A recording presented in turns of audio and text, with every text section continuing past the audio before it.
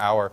NBC Nightly News anchor Lester Holt is standing by for us in Corpus Christi, Texas. So Lester, look, I know it's hard for people to believe we're in the middle of this, even though you're not in winds and rains. How bad is it now, and how much worse do they think it's going to get? Well, Corpus Christi was a pretty quiet night, and they are beginning to get power on, and you can see it's rather calm. There are still rain bands coming through, and they expect a lot of rain here over the next several days. But about a half hour, 40 minutes in that direction was Rockport. That's where we spent much of our day yesterday.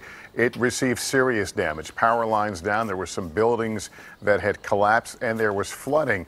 We drove our way in there with little effort. Coming out was a different story, though. There were flooded passages there where you begin to move the vehicle, and there's no stopping now, and you're not sure whether you will get through.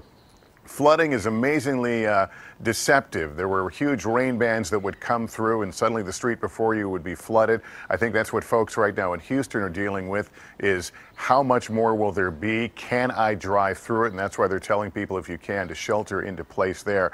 But the hurricane is one thing. You can feel the wind, you can see the trees whipping around, you can see things flying at you. You recognize the danger. But flooding is amazing. The rain will come, and suddenly the street that was uncovered a moment ago is now covered, and your options for getting out may have narrowed.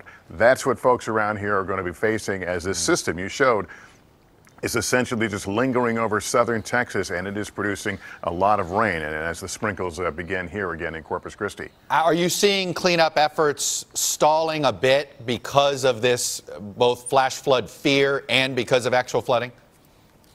I saw very little, frankly, in the way of cleanup right now. I think yesterday we saw a lot of Coast Guard and National Guard helicopters doing search and rescues, I think, in areas that were cut off toward the islands.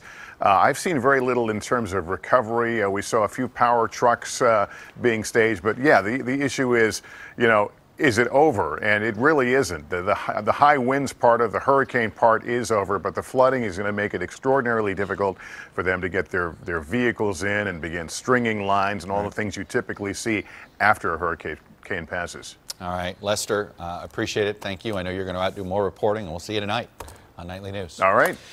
Hey, NBC News fans, thanks for checking out our YouTube channel. Subscribe by clicking on that button down here, and then click on any of the videos over here to watch the latest interviews, show highlights, and digital exclusives.